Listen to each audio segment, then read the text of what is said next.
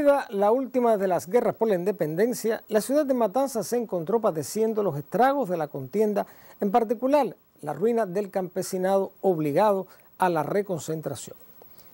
Lo que fuera antaño una de las más importantes urbes de la isla por la producción y exportación de azúcar, quedaba ahora en el recuerdo de aquella antigua bonanza, de modo que el despegue industrial en el nuevo siglo distó en mucho de la pasada gloria económica. Entre las primeras de estas fábricas instaladas en Matanzas estaba la conocida como la Jarcia, cuyos orígenes se remontan a 1895, cuando esta industria, fundada con capital alemán, se trasladó desde México hasta los muelles de Tallapiedra en La Habana y de aquí para Matanzas, ciudad donde se inauguró en septiembre de 1911. La fábrica de sogas y cordeles era una industria totalmente novedosa en Cuba, toda vez que las más importantes de su tipo se encontraban en México, Venezuela, Brasil y Colombia. Mas la fecha de su fundación la coloca entre las más antiguas de América. El promotor de crear una fábrica de este tipo en Cuba fue el alemán Ernst Raflauer, creador de la compañía, que había nacido en la localidad alemana de Iserlohn el 20 de noviembre de 1863, quien llegó a Cuba en 1891.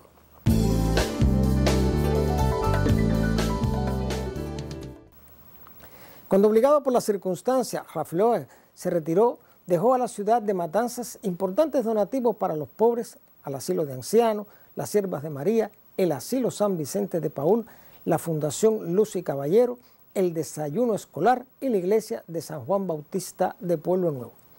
Esta conducta filantrópica hizo que el ayuntamiento la nombrara hijo adoptivo de la ciudad y que la calle San Vicente, que conduce directamente a la fábrica de Jarcia, llevara su nombre, aunque en la actualidad se ignore este antecedente histórico que nunca ha sido cambiado, salvo por la numeración actual.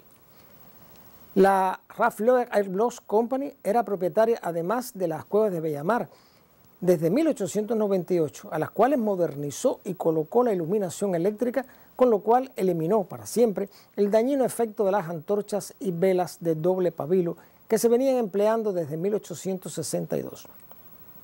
La idea original de Raflauer en cuanto a traer la industria a Cuba estaba fundamentada en crear un espacio comercial independiente de Yucatán y Manila. Alguna parte de la materia prima se importaba desde Filipinas. Una de las razones que motivó la instalación de la fábrica en Matanzas fue su condición de territorio eminentemente cárcico, apropiado para la siembra y cultivo del anaquén, materia prima de la fibra textil.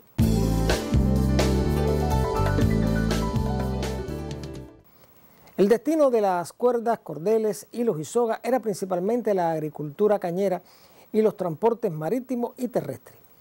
Luego, cuando ocurre la Segunda Guerra Mundial, esta fábrica, que para esa época era una de las 5 más importantes del mundo, solo precedida por las 4 que estaban establecidas en los Estados Unidos, se convierte en la principal proveedora de la Marina, tanto cubana como norteamericana, lo que le valió un significativo reconocimiento en 1946, luego de finalizada la contienda, por haber aportado el 75% de su producción.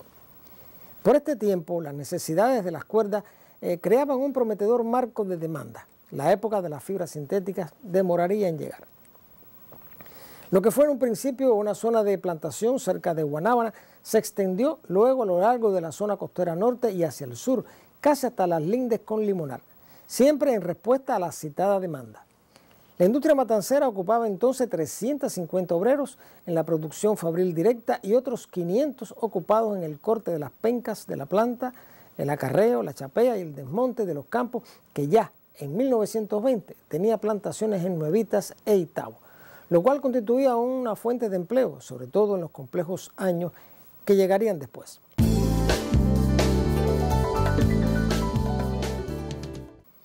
Durante la Primera Guerra Mundial, Ernst Raflauer tuvo algunas dificultades por su condición de súbdito alemán y la empresa cayó bajo el control del Banco Español de la isla de Cuba, el cual más tarde quebró. El 22 de enero de 1922, la Jarcia comenzó a funcionar con capital cubano y español, ocasión en la cual compraron las tierras del antiguo central Juraguá, cerca de Cienfuegos, para destinarlas al cultivo del anaquén. Lo que distingue esta fábrica de sus competidoras en el mundo es justamente el tener en propiedad estos terrenos de cultivo que la abastecían directamente y de inicio la siembra de la planta data de la fecha tan temprana como 1903, el momento en que el país comienza a recuperarse de los estragos de la última guerra que había dejado el campo cubano en la desolación y la miseria. El 10 de abril de 1924 los obreros de la jarcia se declararon en huelga.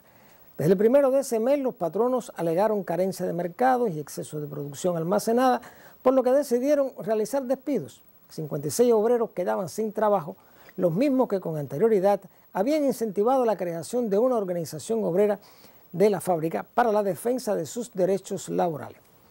El resto de los operarios que continuó en sus faenas sufrió la sobrecarga de trabajo sin que por ello tuviera la correspondiente y debida retribución. Como resultado sobrevino el paro total.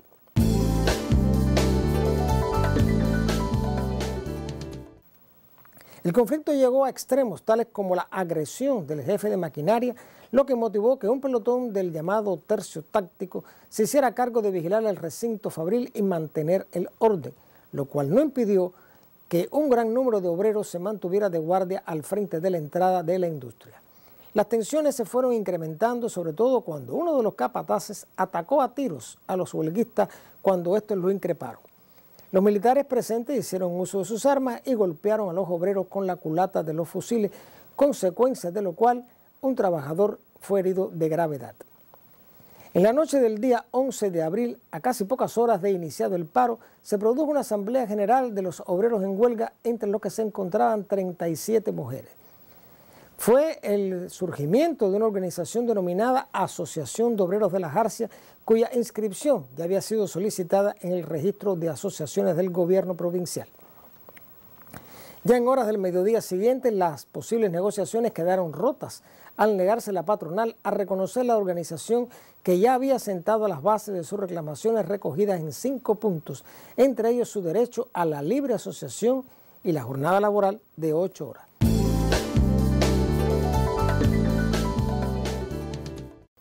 Otros reclamos de los obreros pedían la regulación de los horarios de trabajo entre 7 y 11 de la mañana y entre 1 y 5 de la tarde, así como la inmediata reposición de los cesantes. La postura intransigente de la administración motivó el boicot de la fábrica, lo cual significaba la imposibilidad de exportar la producción o despacharla a otros destinos dentro del país, así como tampoco la recepción de los suministros, para lo cual contaron con la solidaridad de la Hermandad Ferroviaria, en cuyos locales se realizaban las reuniones. 9 días después de iniciado el movimiento huelguista, se llegó al fin a la solución del conflicto en el edificio del ayuntamiento, cuando la patronal reconoció, al fin, el derecho de asociación de los obreros, la jornada de 8 horas y el pago por cada hora extra de labor. Además, fueron repuestos los trabajadores despedidos. No obstante la señalada victoria de los obreros, era cierta la disminución de la demanda para ese momento, en cuyo caso era preciso disminuir la producción, lo que derivó en el establecimiento del turno de 3 días.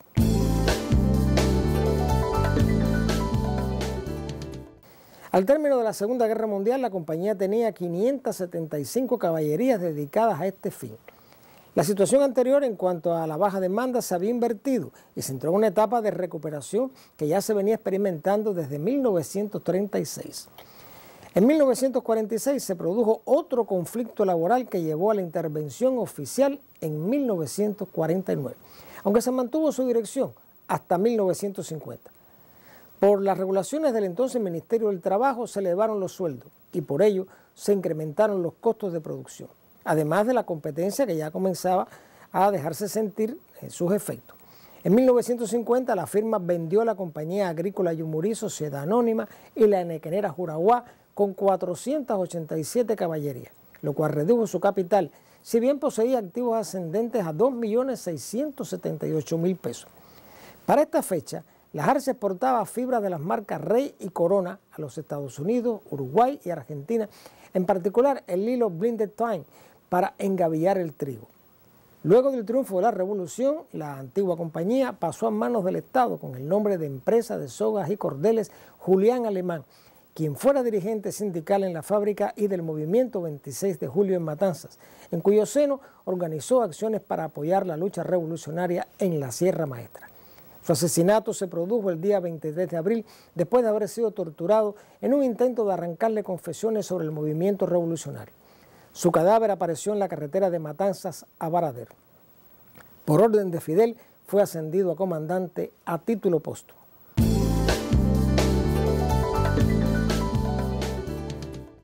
Las duras condiciones impuestas por el bloqueo obligaron a realizar un esfuerzo para mantener en funciones las antiguas maquinarias, algunas de las cuales databan de las décadas de los años 20 y 30. Solo en 1999 se estuvo en posibilidad de introducir una tecnología de avanzada que permitiera la eficaz competencia con el mercado internacional. Años atrás, la ciudad de Matanzas se despertaba en la mañana con el sonido de un silbato que marcaba el inicio de la jornada para los obreros de la jarcia. La potencia de este dispositivo sonoro era tal que se escuchaba en todo el ámbito de la urbe y formaba parte de su identidad, hoy desaparecido, pero presente en su historia. Agradecemos la colaboración para este programa del señor Jorge Luis Lobio Caballero.